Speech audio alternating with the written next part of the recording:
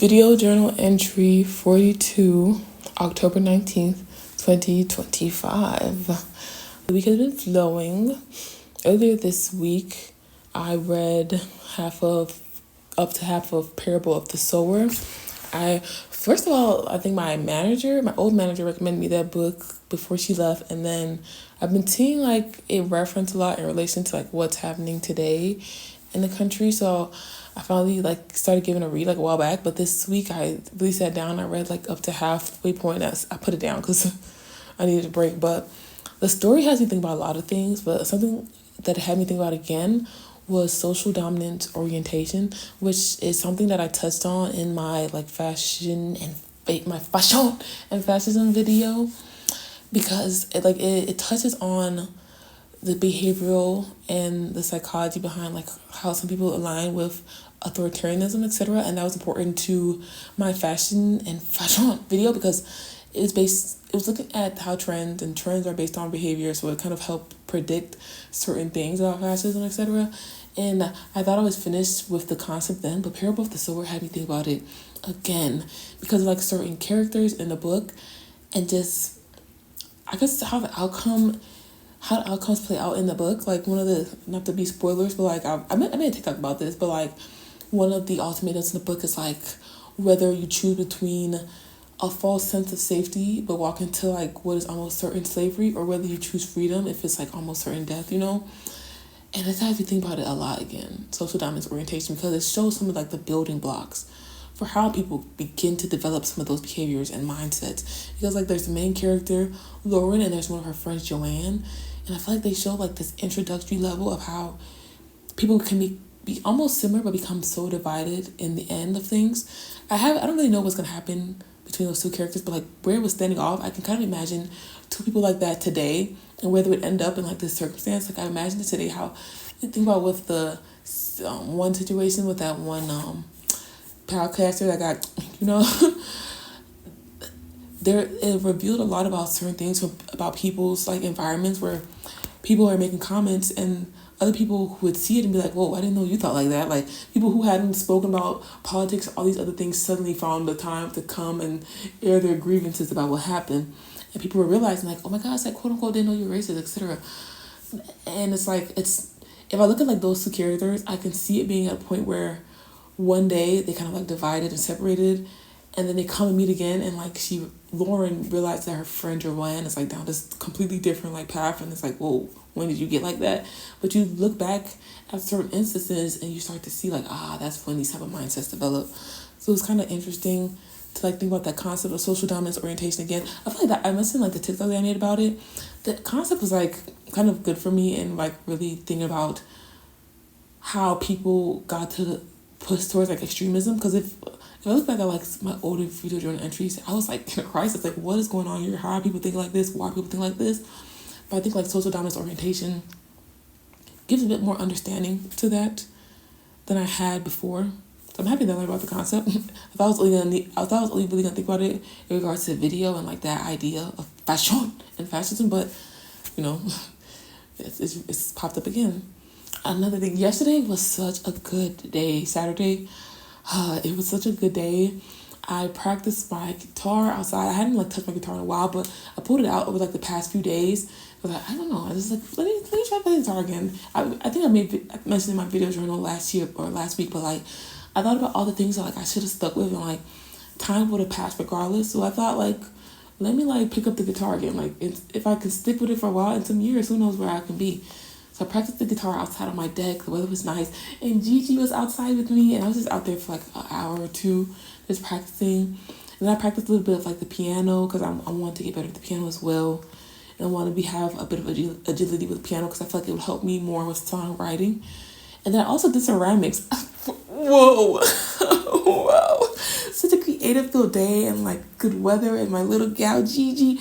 It was a perfect day. That was what I want more of my days to look like, right? Practice, trying to get better at my craft, and feeling good and calmed. I want more of my days to look like that. And then today I fell into turmoil again because what's happening with the country, etc.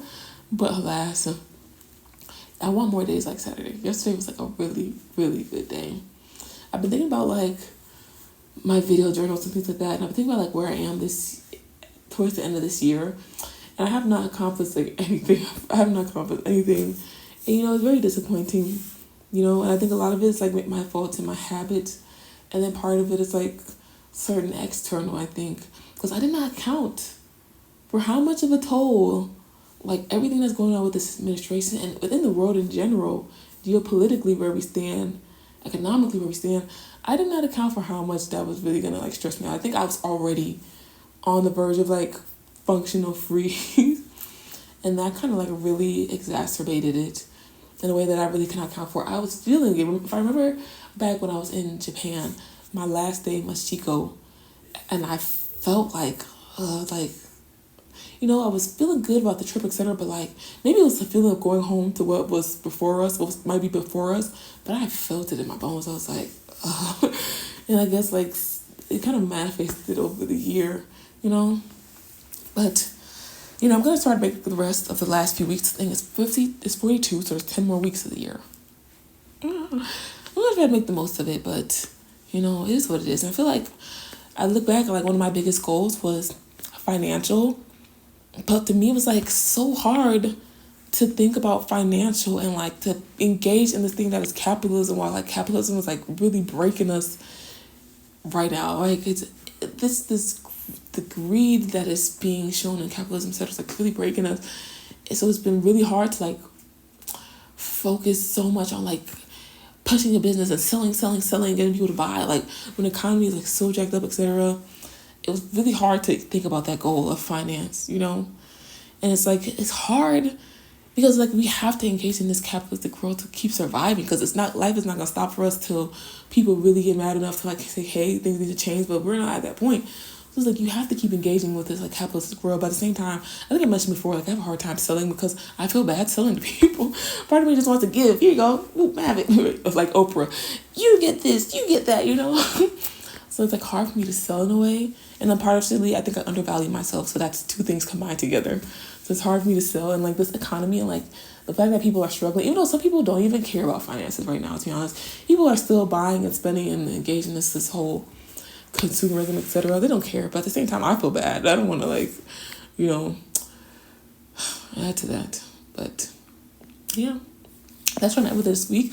On a brighter note, my Swiss pen pal sent me some pictures. Glad to know that she's doing well.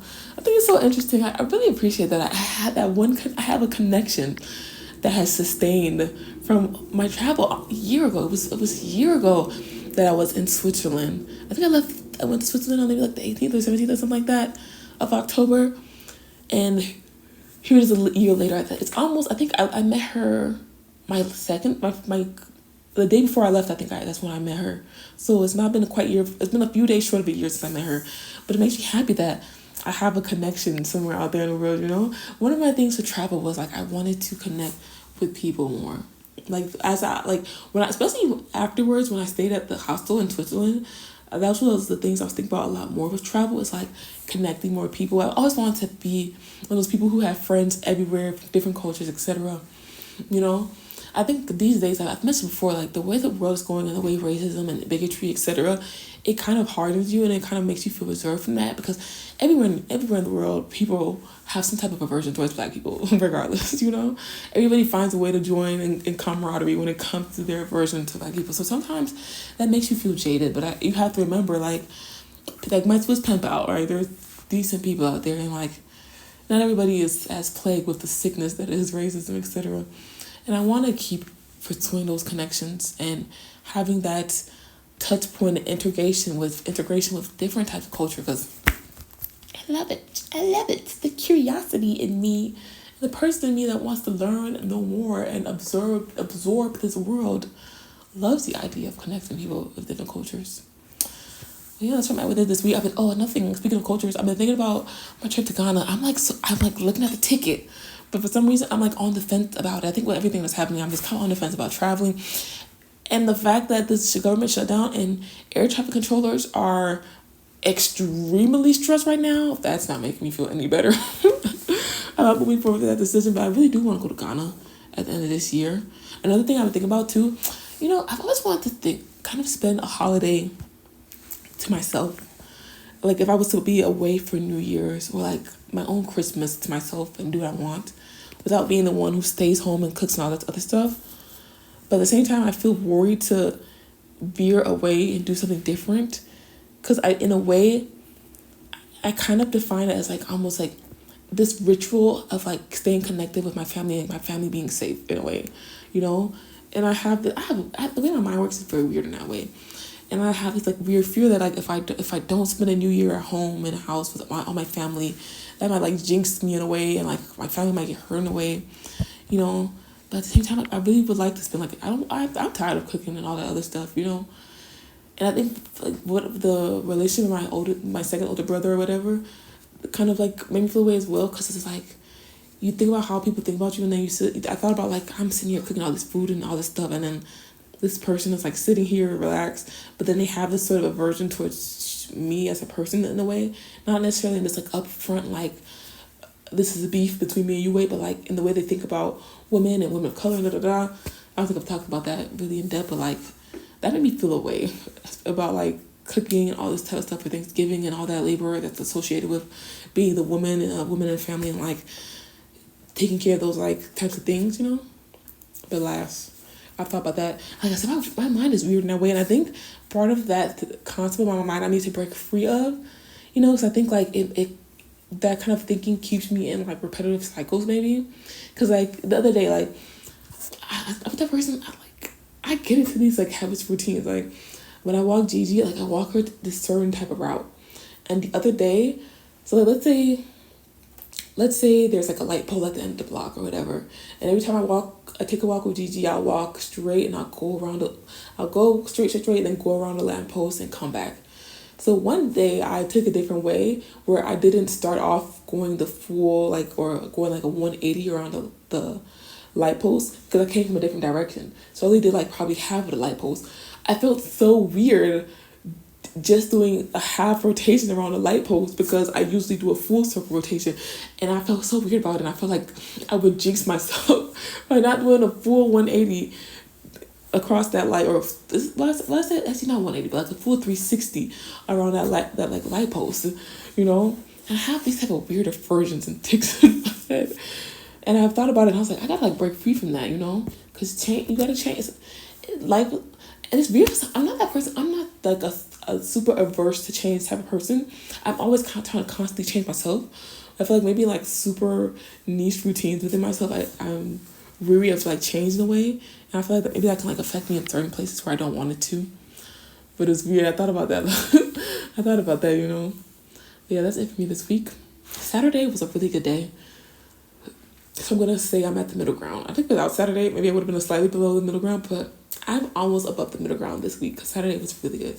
After I finish this, I'm going to go practice some more guitar. I was like really tired. I would have liked to practice some more during the daytime, but the day's not over yet. So I'm going to practice some and practice some keyboard. But yeah, that's it for me this week. See me next week. Bye. Oh, another thing. I think like having some more acumen on the guitar will help for my EP. Something to think about a lot of my EP is strings, the string instruments, specifically African string instruments. I think about it a lot. So I think the act of engaging with strings in itself, I like that. I think it will help me with the project more. But yeah, that's it for me this week. See you next week. Bye.